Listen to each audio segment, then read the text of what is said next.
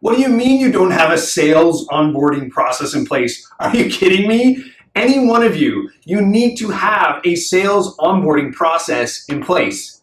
If you have currently got at least 10 reps and plan to hire another 10 reps in the next 3, 6, 9 months, and you don't have a dedicated sales onboarding process in place, you are in big trouble. I mean, big trouble. You need to get this in place as soon as possible. How do you expect, imagine, I don't know, maybe you just got a $20 million check of some sort, but how do you expect to take your business to the next level? How do you expect to scale your sales team if you don't have a consistent process in place from an onboarding perspective? You probably have got the remnants of a sales process from a sales process, but you need this to be working from an onboarding perspective as well. Otherwise, you're going to have B players and C players picking up the phone with no process in place. Imagine you had a completely consistent method for scaling and onboarding all of the new reps you bring to your organization. Your company is continuing to grow. You're in that mode of growth. So you need to have this part of it completely standardized and predictable in that way. You want to have it repeatable, and you want people to be able to follow this process from day one.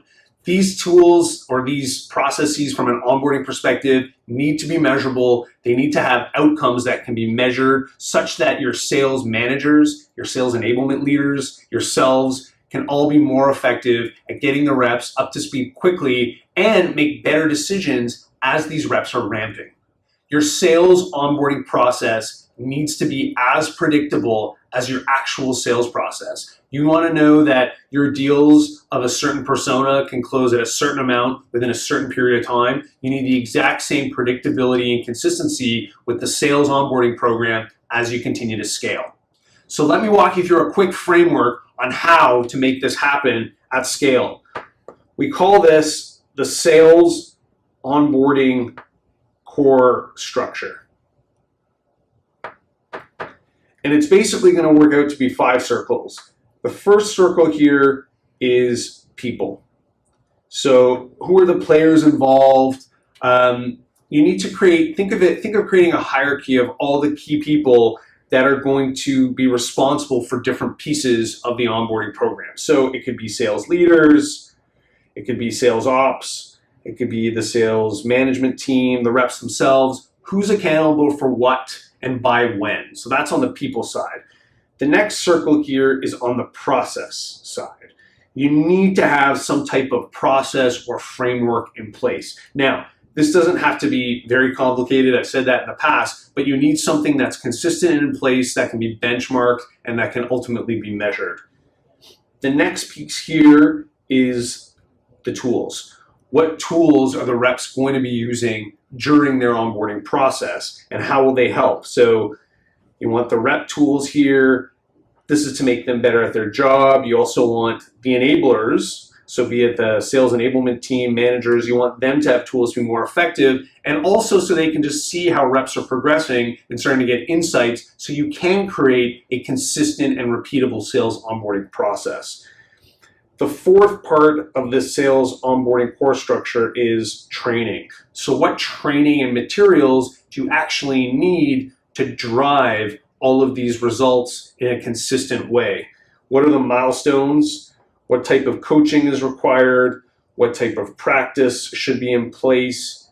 And what type of content should the reps have access to from a training perspective? And the last and final circle here are the metrics, which is how are you measuring success? So what are the outcomes? What are the different milestones? And by bringing all 5 of these together, you're really getting what we call this sales onboarding core structure to really get you started on building a complete, predictable, and consistent form of onboarding the next 10, 20, 100 reps as you continue to scale. Typically, when sales leaders first get started, they'll just quickly put an onboarding thing together. It could be in a Google Drive, in a sheet of some sort. They'll just kind of mix it together, but yet they've probably got a fairly consistent and step-by-step buying process or customer journey, it's got to be the same when it comes to onboarding your new reps. You got to keep in mind all the different people that are involved in this process. As we mentioned earlier, think of it's all the people that this onboarding process is going to affect other than just the new hire. We've got to get everyone involved and make sure you map everything to this process. Okay, so let's summarize. At this stage, it's just unacceptable to not have a consistent, repeatable sales onboarding process in place. You got to get it down.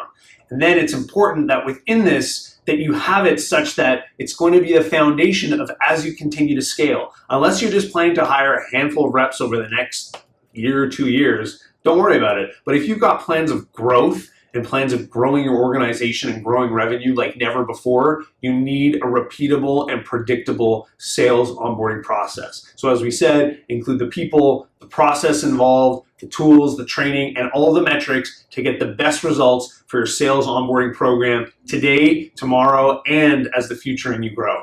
Hope this was helpful. Feel free to add some comments, whether you agree with me or not. I'm open to hearing what you got to say, and don't definitely subscribe to our YouTube channel.